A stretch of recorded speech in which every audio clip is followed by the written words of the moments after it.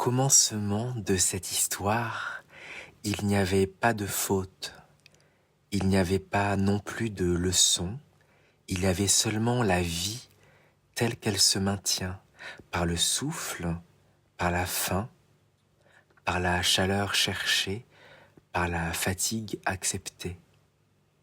Sur la terre, les mortels vivaient au rythme du jour et de la nuit. Les hommes et les femmes, les enfants et les anciens avançaient dans le monde comme on avance dans un paysage, en s'y adaptant, en y composant, en y puisant ce qu'il faut pour tenir. On se levait avant le soleil, on marchait pour puiser de l'eau, on portait, on coupait, on pétrissait, on cousait, on réparait. On apprenait le poids des choses et des petites choses. Le poids d'un panier, le poids d'un nourrisson, le poids d'un corps endormi, le poids d'un hiver qui tarde à finir. Les jours étaient rudes mais simples, non parce qu'ils étaient plus faciles, mais parce qu'ils n'avaient pas encore pris l'habitude de se commenter eux-mêmes. La douleur existait, oui, la perte existait déjà, mais elle n'avait pas encore cette seconde peau, celle des récits qui tournent dans la tête, celle des questions qui reviennent, celle des pensées qui n'en finissent pas. Les mortels aimaient aussi. Ils s'asseyaient près du feu du soir, ils regardaient une flamme trembler dans un bol d'huile, ils écoutaient des histoires qui passaient de bouche en bouche, plus anciennes que les visages, plus résistantes que les maisons. Ils ne savaient pas tout, ils ne voulaient pas tout savoir. Et peut-être que cela faisait partie d'un équilibre fragile mais réel, où l'existence se contentait d'être vécue. Au-dessus d'eux, pourtant, il y avait un autre monde, un monde qui ne dormait pas de la même manière, un monde qui ne mourait pas, un monde qui ne se contentait jamais d'exister. Il régnait. Le monde des dieux. Les dieux n'étaient pas seulement des figures dans le ciel, ils étaient des forces, des puissances, des volontés qui se croisent, s'aimant parfois, se heurtant souvent. Leur monde n'était pas un paradis immobile, c'était un royaume de tension. Chaque dieu possédait un domaine, la mer, la forge, la sagesse, la beauté, le messager, la guerre, et ces domaines étaient comme des courants sous la surface. Ils s'attiraient, se repoussaient, se disputaient l'espace. Rien n'y était totalement stable. Même l'immortalité n'y apportait pas la paix, car l'immortalité ne supprime pas la rivalité, elle lui donne du temps. Au centre de cet ordre en mouvement, Zeus tenait la foudre comme on tient une loi. Il n'était pas seulement puissant, il était garant d'une répartition, d'une hiérarchie, d'un équilibre entre les forces divines.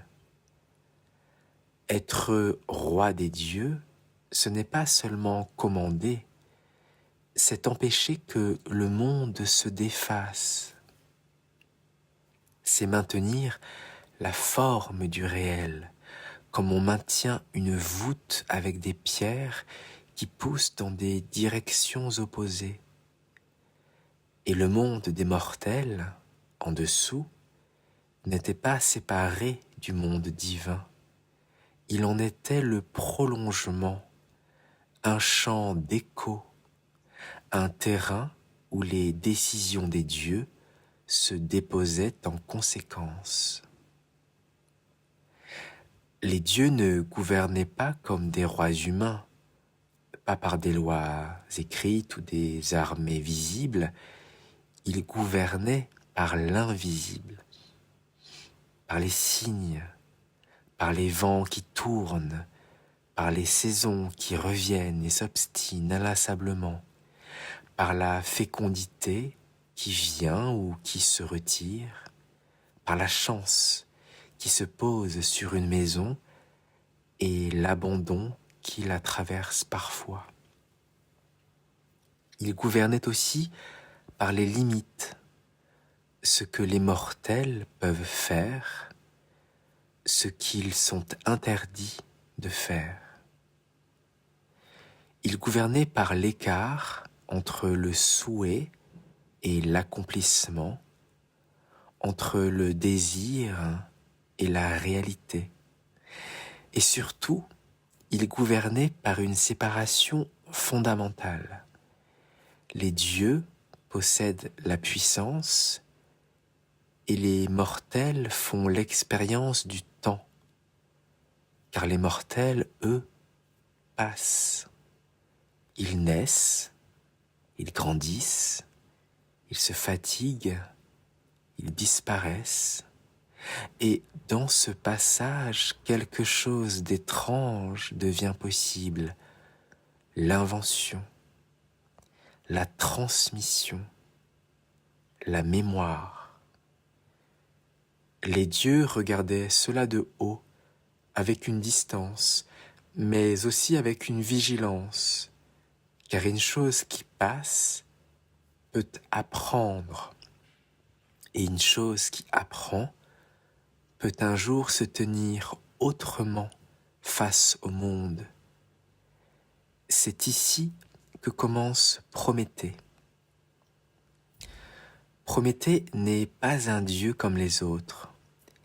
Il n'est pas souverain, ce n'est pas un guerrier, et non plus un simple artisan du ciel. Son nom dit déjà sa nature. Prométhée, celui qui pense avant que l'acte n'ait lieu et avant que la conséquence ne tombe. C'est celui qui voit les possibles, celui qui comprend la logique des puissances. Il sait comment une décision divine peut peser sur des générations de mortels. Alors il regarde la terre avec une attention singulière, particulière. Il observe ses mains qui travaillent, les corps qui se plient, et ses regards qui espèrent sans oser trop haut. Prométhée n'est pas seulement un compatissant, c'est un inquiet à sa manière. Il est inquiet pour un monde qui serait condamné à rester petit, simplement parce que ceux d'en haut le veulent ainsi. Il sait qu'il existe une frontière non écrite mais absolue, le feu. Le feu n'est pas qu'une simple flamme, c'est un seuil qui transforme. Il éclaire, il cuit, il durcit, il protège, il rassemble, il permet de veiller. Et veiller, c'est déjà penser autrement. Tant que le feu reste odieux, les mortels restent dépendants. Ils restent dans un rapport de demande. Ils vivent sous la loi du froid, de la nuit, de l'imprévisible. Prométhée, lui, veut autre chose. Pas une révolte frontale, juste un déplacement. C'est là où il va voler le feu. Prométhée monte vers le domaine des dieux. Il en connaît les moindres recoins, les passages. Il connaît aussi leurs habitudes. Il connaît l'instant où l'attention faiblit. Il ne prend pas une torche flamboyante, ce serait trop visible.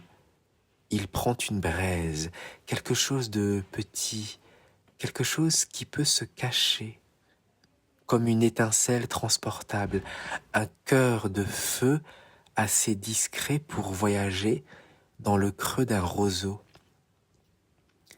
Le roseau, c'est un détail important, parce que c'est une plante terrestre, légère, creuse et humble, un objet du monde des mortels qui devient le véhicule d'une puissance divine. Alors une fois qu'il l'a volé, il redescend, marche et protège cette braise comme on protège une vie. Et lorsqu'il arrive auprès des mortels, il ne la jette pas comme un trophée, il la transmet. Il enseigne, il montre comment nourrir la flamme sans la laisser dévorer, comment la contenir, comment en faire une alliée. Et la terre change, car avec le feu, les veillées deviennent plus longues. La nuit n'est plus seulement une menace, elle devient un nouvel espace à explorer. Alors on se rassemble, on parle davantage, on répare au lieu d'abandonner, on conserve, on invente. Le feu donne du temps dans le temps. Il ouvre une seconde respiration dans la journée et dans cette respiration, l'esprit se met à bouger. Les mortels apprennent plus vite. Ils parviennent à anticiper.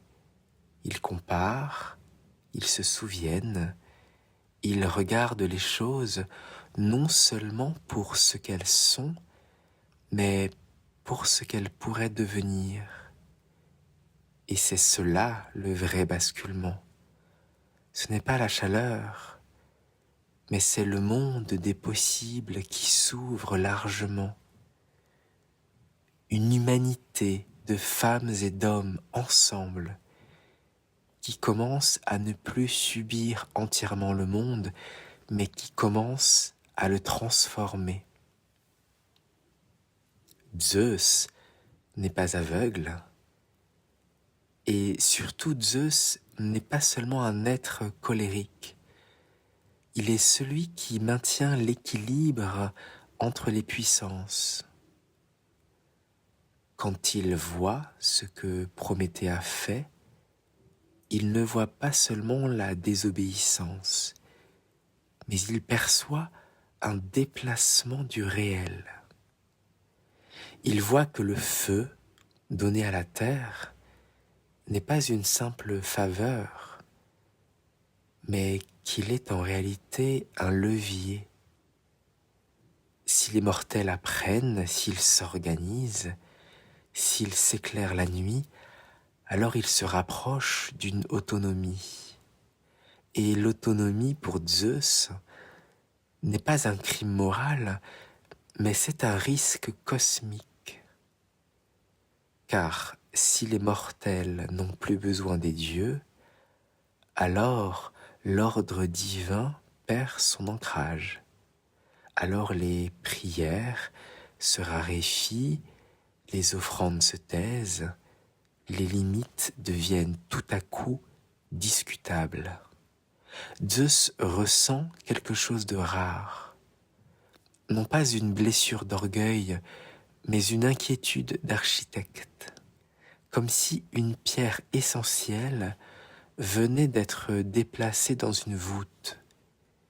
Il faut rééquilibrer.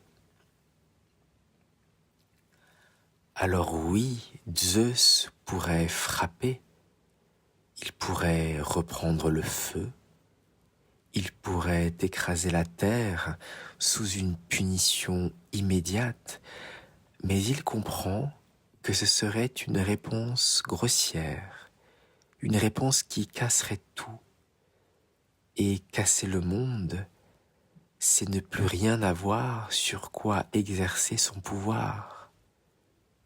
Il faut une réponse qui agisse sans détruire, une réponse qui réinstalle une dépendance, sans rendre le monde inhabitable au point de se retourner contre l'ordre divin. Alors Zeus réfléchit, il observe la terre, ses veillées nouvelles, ses mains qui deviennent plus habiles de jour en jour, et ses regards plus audacieux. Il se dit, si le feu ouvre l'esprit, alors la réponse ne doit pas être la force, elle doit être quelque chose qui entre dans la vie quotidienne, quelque chose qui ne ressemble pas à une guerre, mais à une présence.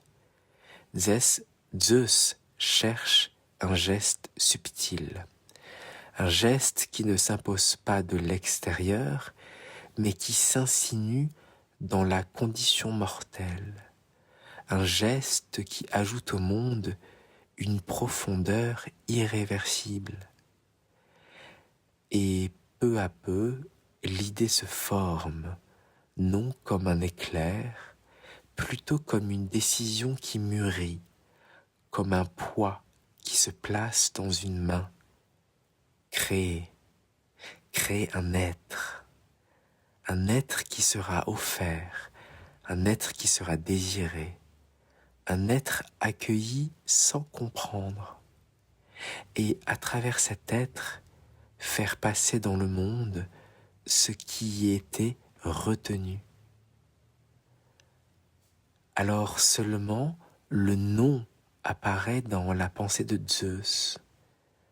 Avant même que l'être ne prenne forme, avant même que l'argile soit touchée, avant même que les dons soient répartis, le nom existe comme une clé.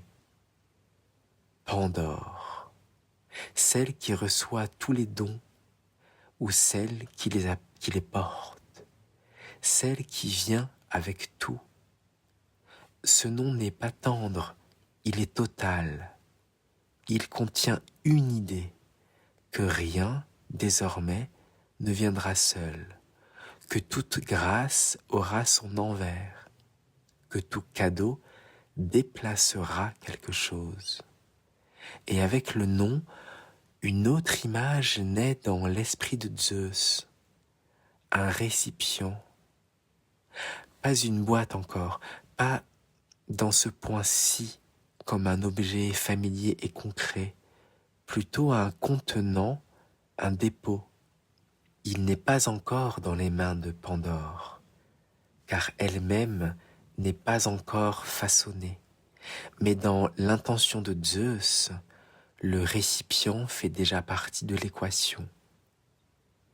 Il est clair ici, au moment où Zeus décide, Pandora en réalité n'existe pas encore.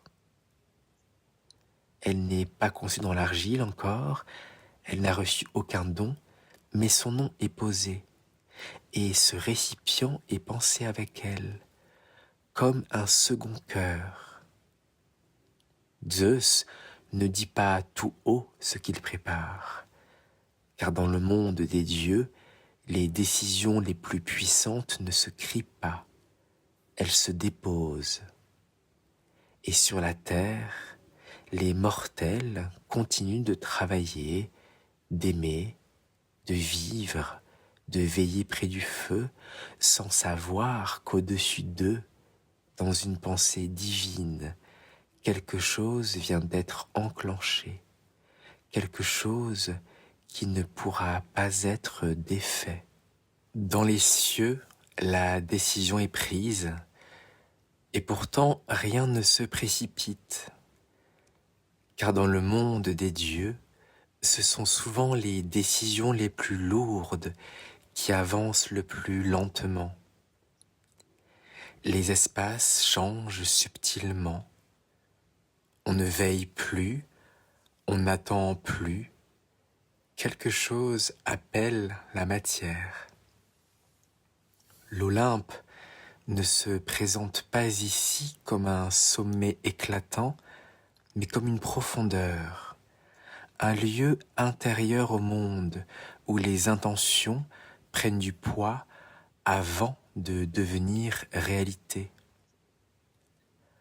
Un atelier s'ouvre, pas une salle solennelle, mais un espace de travail où le feu ne dévore pas, mais où il chauffe, transforme, permet.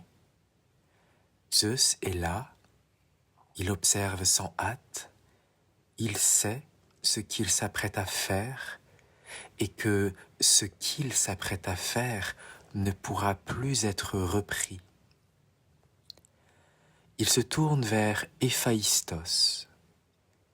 Héphaïstos connaît ce regard qui ne demande pas une arme, ni un bijou, ni un stratagème, mais une forme capable de tenir dans le monde. C'est pour cela que Zeus s'adresse à lui, parce qu'Héphaïstos sait ce que c'est que de donner corps à une intention, parce qu'il sait que toute forme véritable porte déjà en elle une fatigue possible. L'argile est là, elle vient de la terre, elle garde en elle l'humidité des pluies, la mémoire des pas, la lenteur des saisons. Héphaïstos pose les mains. Il ne forge pas, il modèle. Dans son geste, il n'y a pas de violence, il n'y a pas non plus de pure obéissance mécanique. Il prend son temps, il façonne lentement, comme s'il sentait que ce corps devra porter plus que lui-même. Il ne crée pas une figure monstrueuse, il ne crée pas un piège invisible, il donne forme à une douceur étrange, presque une vulnérabilité. Peut-être ne sait-il pas exactement à quoi servira ce corps, mais il sait qu'il sera regardé, touché, désiré, et cela suffit à exiger du soin. Quand il s'écarte, la forme repose, silencieuse, déjà orientée vers la terre. Zeus regarde, mais il sait qu'un corps, même parfaitement façonné, n'est encore qu'un seuil. Alors, Athéna s'approche. Elle ne s'émeut pas. Elle observe comme on observe une structure à venir. Elle voit ce qui tient et ce qui pourrait se disjoindre. Zeus a besoin d'elle, parce que ce nouvel être ne doit pas seulement exister, il doit comprendre. Non pas comprendre pour dominer, mais comprendre pour pouvoir se situer. Alors Athéna dépose en elle une intelligence de liaison, une clarté intérieure, la capacité de relier les signes, de tenir ensemble ce qui pourrait rester fragmenté. Elle sait que ce don est puissant. Elle sait aussi qu'il n'est jamais neutre. Mais Zeus n'explique pas tout, il ne dit jamais tout. Athéna accepte cela parce que maintenir l'ordre du monde exige parfois d'agir sans connaître l'issue.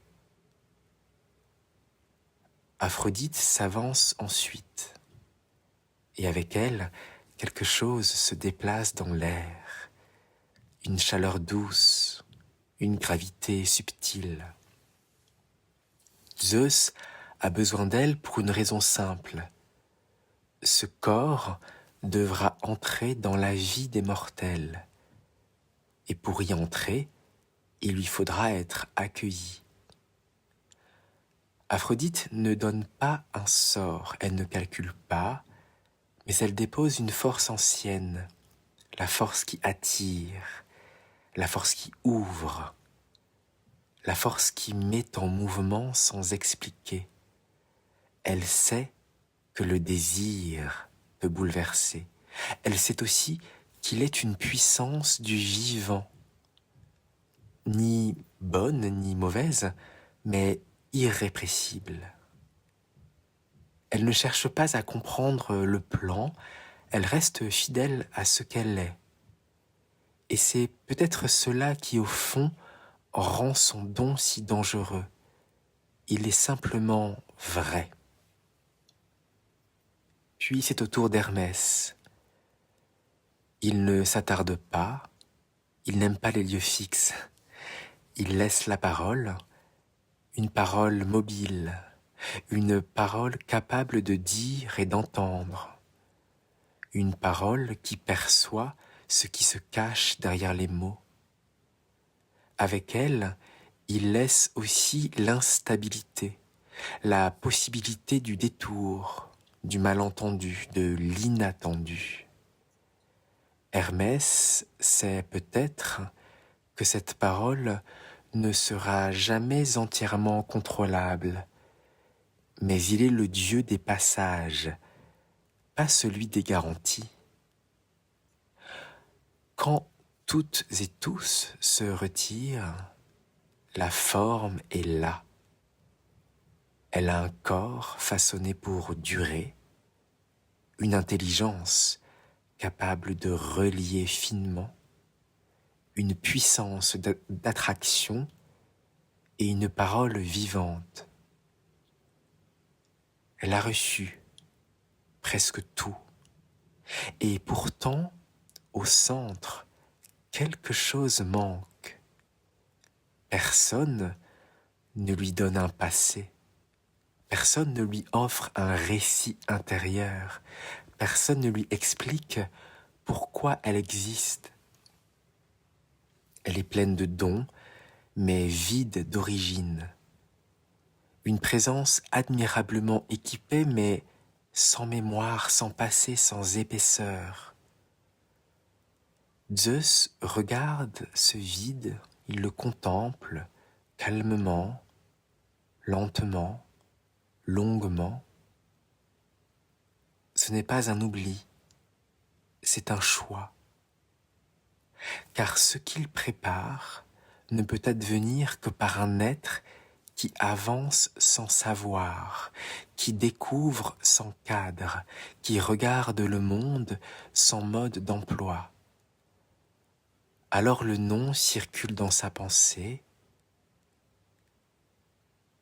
et avec ce nom, l'ombre d'un objet, un récipient, pas encore donné, pas encore visible, mais déjà lié à elle, comme une seconde promesse. Pandore est là, tout est en place, tout est dense, tout est prêt. Et pourtant, rien n'a encore réellement commencé. Car ce que Zeus a préparé ne s'achève pas dans l'atelier. Il ne s'achève pas non plus dans la perfection de la forme. Il s'achève dans un déplacement. Car une chose, un être, peut être pensé, façonné, chargé de dons. Tant qu'elle reste parmi les dieux, elle n'agit pas encore. Elle ne reste qu'une possibilité suspendue. Le véritable geste de Zeus consiste à faire passer cette possibilité d'un monde à l'autre, à l'arracher au monde des dieux où l'espace est stable, où tout est immortel, réversible, pour la faire entrer dans un monde où chaque pas compte, où chaque rencontre laisse une trace. Ce déplacement n'est pas une chute, ce n'est pas non plus une ascension inversée, c'est un glissement. Pandore ne traverse pas le ciel dans un éclat, elle ne descend pas portée par la foudre, elle ne surgit pas comme une apparition divine, elle arrive par la terre, elle marche, elle apparaît à la lisière d'un chemin, là où les pierres sont usées par les passages, là où la poussière colle aux chevilles. Personne ne l'a vue tomber du ciel, personne ne l'a vue naître. Mais quand les mortels la remarquent, elle est déjà là. Ils ne pensent pas qu'elle est une déesse, ils ne pensent pas non plus qu'elle est un prodige. Ils la prennent simplement pour une étrangère, quelqu'un venu d'ailleurs, quelqu'un sans famille visible, sans récit immédiatement lisible. Et pourtant, quelque chose trouble. Elle marche comme quelqu'un qui n'a jamais appris à se presser. Son regard ne glisse pas sur les choses. Il s'arrête, il pèse, il écoute. On ne la craint pas, on ne l'adore pas, mais on la regarde plus longtemps que nécessaire. J'apparais à la lisière d'un chemin. Mes pieds touchent le sol comme s'ils l'avaient déjà connu, et pourtant je n'ai aucun souvenir qui s'ouvre. Je ne sais pas d'où je viens, je ne sais pas qui sont mes parents, je n'ai pas d'enfance derrière moi, aucun nom ne m'a été transmis. Je sais seulement que j'avance. Autour de moi, le monde ne s'interrompt pas. Personne ne s'arrête pour me désigner. Je ne me sens ni attendu, ni redouté. On me regarde comme on regarde une étrangère. Quelqu'un qui vient d'ailleurs, mais dont l'ailleurs reste indistinct. Je sens ces regards qui s'attardent sur moi plus longtemps que nécessaire. Ils ne sont pas hostiles, pas admiratifs, plutôt interrogatifs. Je ne sais pas comment je suis perçu, je sais seulement que je ne ressemble pas entièrement à ce qui m'entoure, sans être complètement étrangère non plus. Je marche sans hâte, je n'ai nulle part où arriver, je ne sais pas ce que je cherche. Je sens le poids du jour, la chaleur sur la peau, le frottement de mes vêtements. Je sens mon corps exister dans l'espace, comme s'il venait d'apprendre sa propre densité. C'est ainsi que j'arrive dans une maison. Il s'appelle Épiméthée. Je ne connais pas son nom quand je le vois, je sais seulement qu'il me regarde sans calculer. Il ne me demande pas d'où je viens, il ne me demande pas non plus qui je suis, ni ce que je suis. Il voit en moi quelqu'un qui n'est pas tout à fait à sa place, et cela lui suffit pour m'ouvrir sa porte. Plus tard, bien plus tard, j'apprendrai qu'il est le frère de Prométhée. Prométhée, celui qui pense avant. Et que Épiméthée est celui qui pense après. Mais à cet instant, je ne connais encore rien de ces récits. La seule chose que je sais, c'est que je suis accueilli. Alors j'entre, je m'assois, je partage l'eau et je reste. Et c'est là que je commence à regarder. J'observe les gestes du matin, ces corps qui se lèvent encore lourds, les mains qui cherchent l'eau, les épaules qui portent avant même d'avoir repris leur souffle. Je vois aussi des femmes penchées vers le feu, la patience de leurs gestes, l'attention portée à ce qui nourrit, sans certitude que cela suffira. Je vois les hommes dans les champs, la terre dure sous leurs outils, les gestes répétés jusqu'à l'épuisement, les pauses brèves, la fatigue acceptée comme une évidence. Je vois aussi les enfants apprendre sans qu'on le leur explique, observer les dangers, se taire quand il faut se taire, et jouer dans les interstices du travail. Je vois le soir tomber, les corps qui se posent, les paroles qui se raréfient, les silences qui prennent de la place.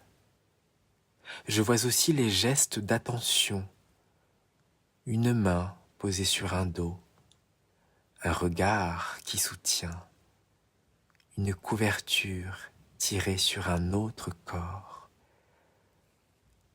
Je vois la vieillesse, les mouvements plus lents, les gestes aidés, la manière dont on continue de prendre soin de ceux qui ne peuvent plus donner. Tout cela existe sans être expliqué, sans être nommé, comme si le monde avançait à l'aveugle. Je ne compare rien car je n'ai rien à quoi comparer. Je n'ai pas de souvenirs qui s'ouvrent derrière ce que je vois, pas de passé pour mesurer le présent. Je n'ai pas d'histoire à raconter sur moi-même. Mais je sais penser, je sais désirer, je sais parler. Mais je ne sais toujours pas pourquoi je suis là. Je ne sais pas ce qu'on attend de moi. Et je ne sais même pas si l'on attend quelque chose de moi. Et c'est peut-être cela qui me rend si attentive, car je ne regarde pas ce monde depuis une mémoire, je le regarde depuis son poids. Je sens alors, sans encore pouvoir le formuler clairement, qu'il y a dans cette vie quelque chose de retenu, quelque chose qui circule sans parole, ou qui circule mal parce qu'il n'y a pas de parole, quelque chose qui pèse sans se dire. Je ne sais pas encore que cela prendra la forme d'un objet. Je ne sais pas encore que cela me sera confié, mais je le sens. Et dans le silence du soir, près du feu, entre les corps fatigués, le monde commence à se tendre vers un seuil qui n'a jamais encore été franchi. Je sens qu'il y a dans cette vie quelque chose de retenu, quelque chose qui, je ne sais pas, qui circule sans mots. Je ne sais pas encore où cela se tient, mais je sais, je sens que cela existe. Il est là. Je ne sais pas depuis quand, mais je comprends immédiatement que c'est cela. Je le vois dans la maison, contre un mur, à l'endroit où l'on dépose ce qui ne sert pas chaque jour, ni caché, ni exposé, présent, mais tenu à distance. Ce n'est pas un objet sacré, ce n'est pas non plus un objet oublié.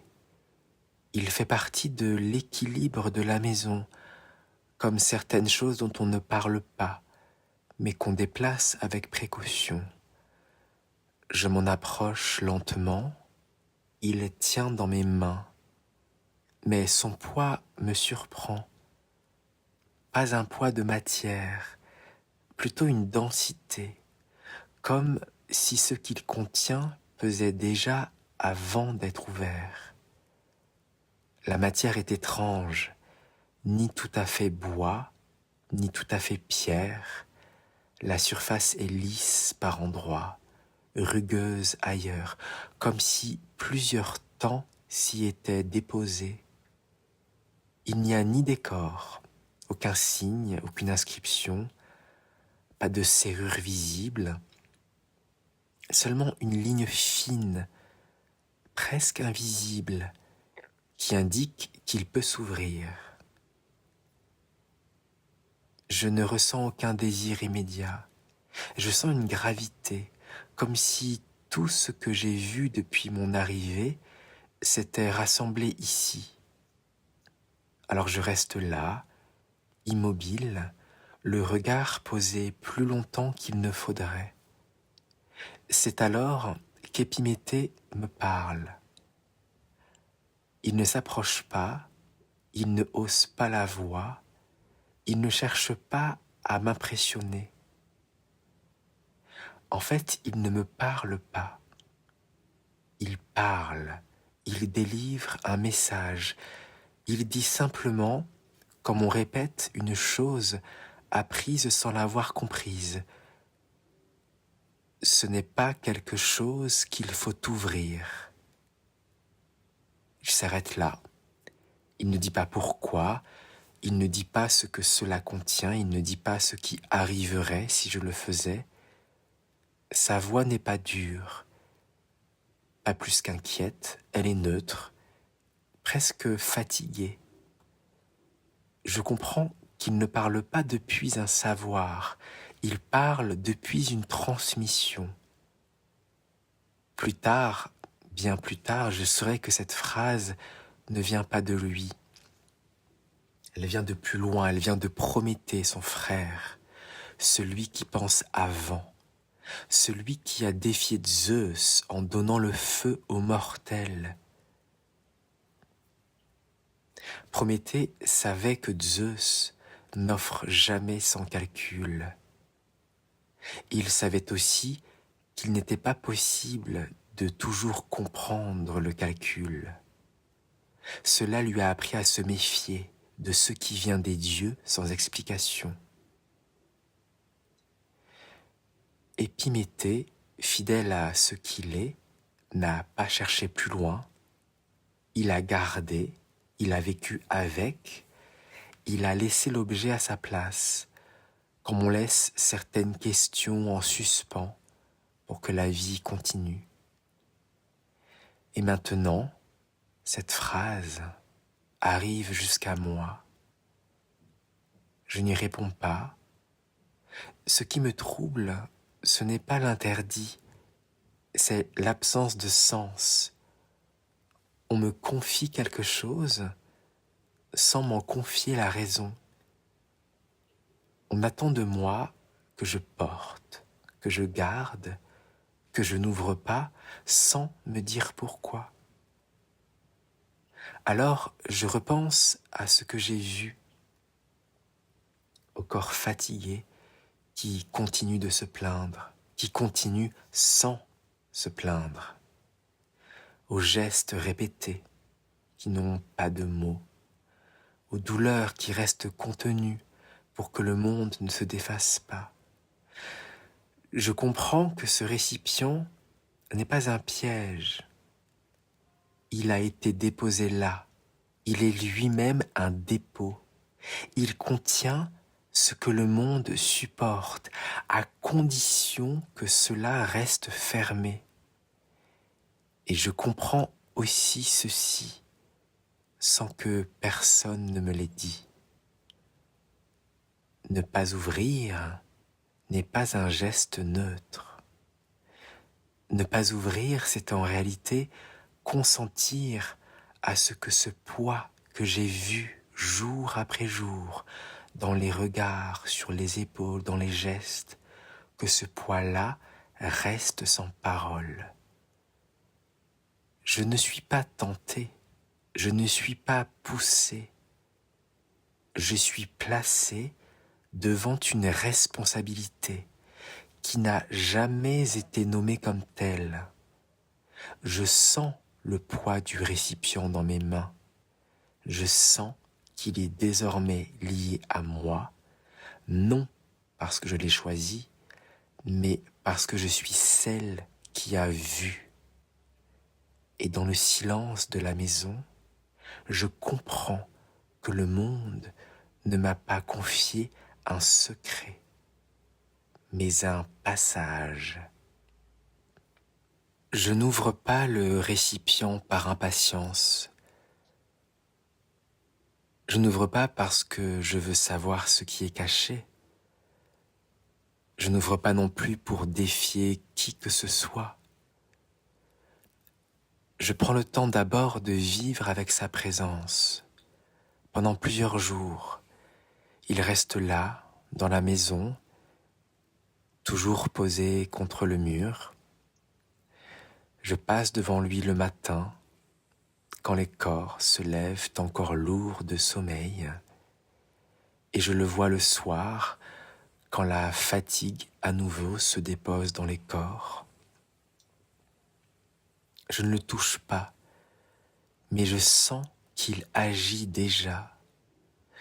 Plus je regarde le monde autour de moi, plus quelque chose devient impossible à ignorer. Je vois les gestes répétés jusqu'à l'usure,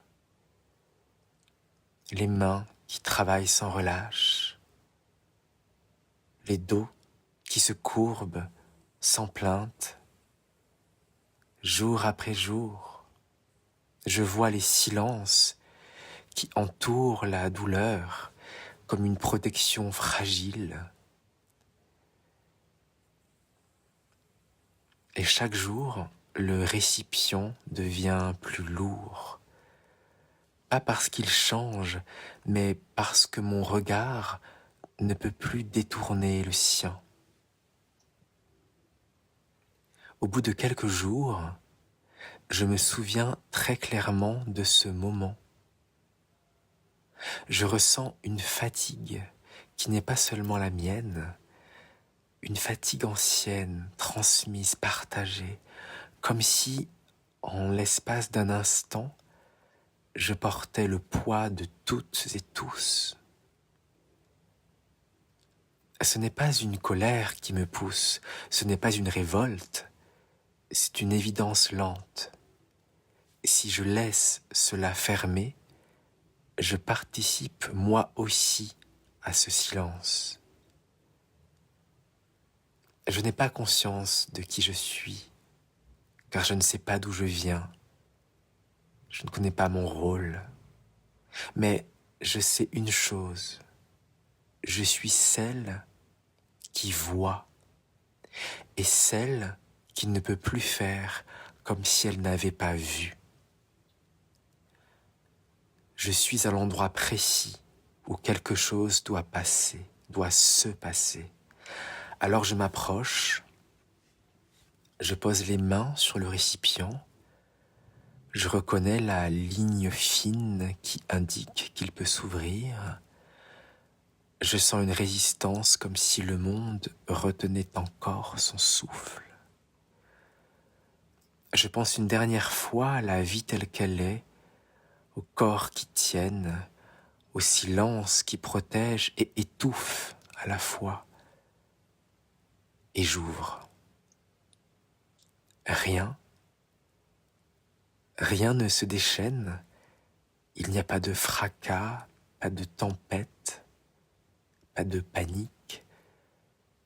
Ce qui s'échappe est plus subtil, plus profond. L'air change, il devient légèrement plus dense à respirer. Je sens circuler une fatigue nouvelle, Je ne parle pas seulement des muscles, mais de la pensée elle-même. Tout à coup, la maladie devient imaginable. Elle cesse d'être un accident isolé, elle devient une possibilité inscrite dans le temps.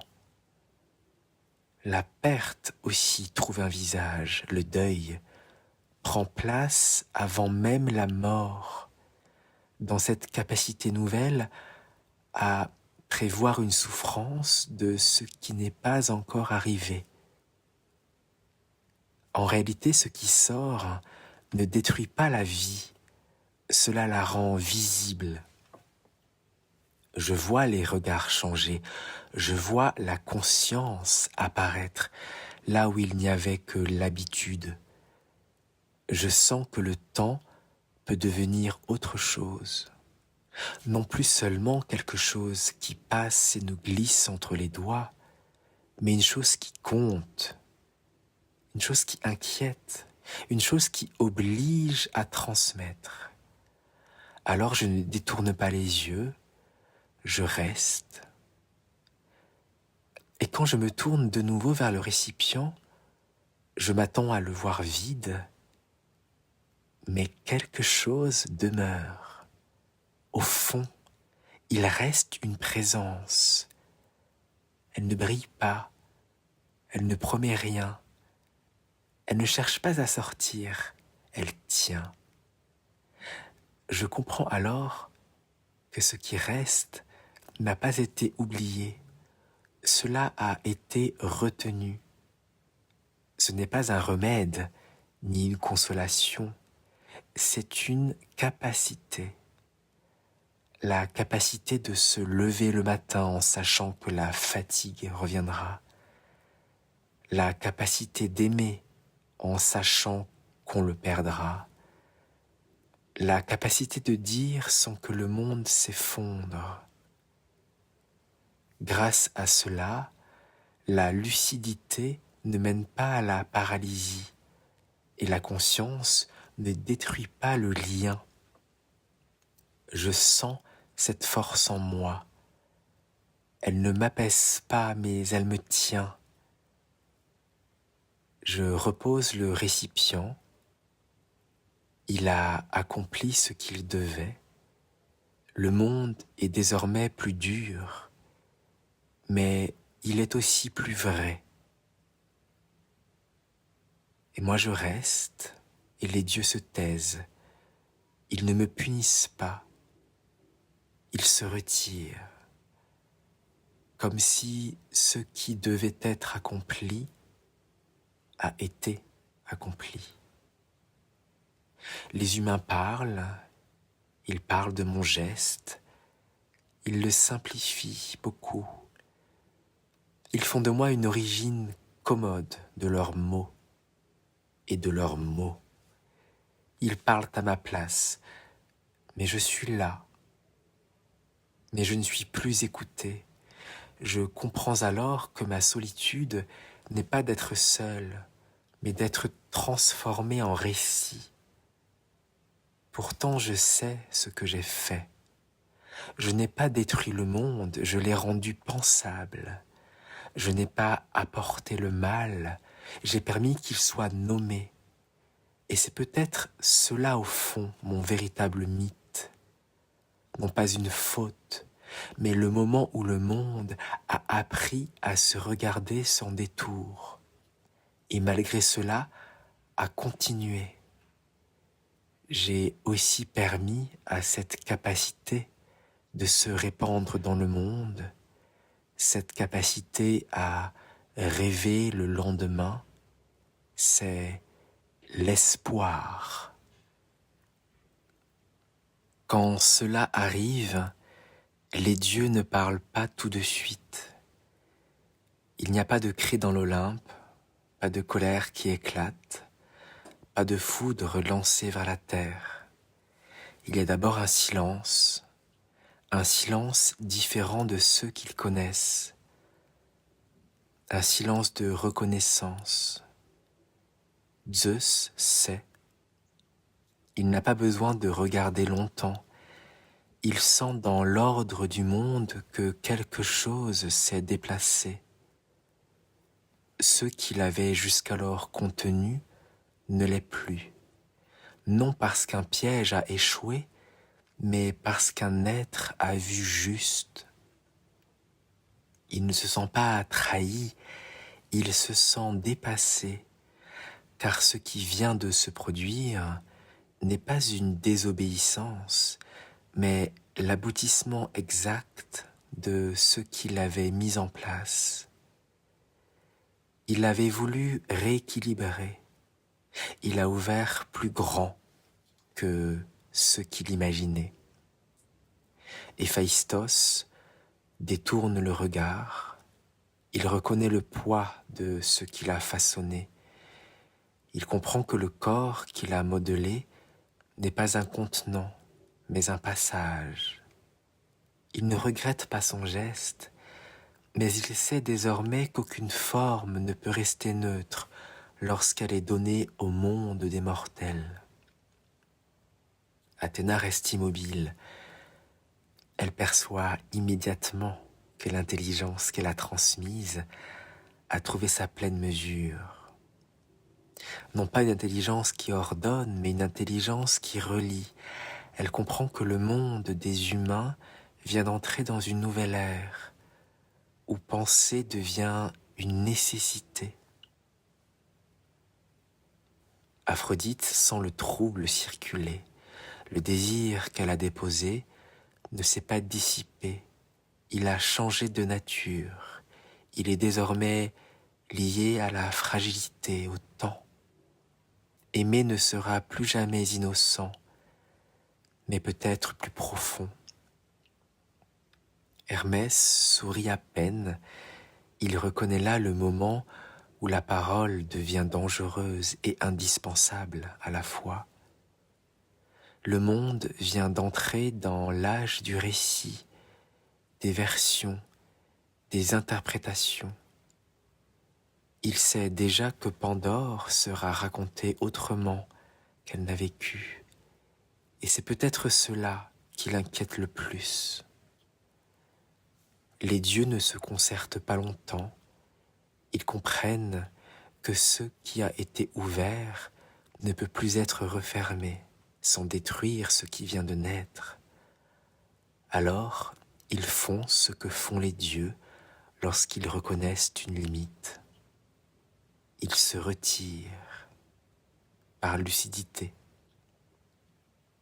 Le monde est désormais capable de penser par lui-même. Et cela, même les dieux ne peuvent plus le gouverner comme avant. Les dieux comprennent alors que leur pouvoir n'est pas diminué, mais déplacé. Ils ne règnent plus sur l'innocence, ils règnent sur la mémoire, et dans le silence qui suit, une chose devient claire même pour eux. Ce n'est pas le mal qui vient d'entrer dans le monde, c'est la capacité de parole, de pensée et d'espoir. Et désormais, même les dieux devront compter avec elle.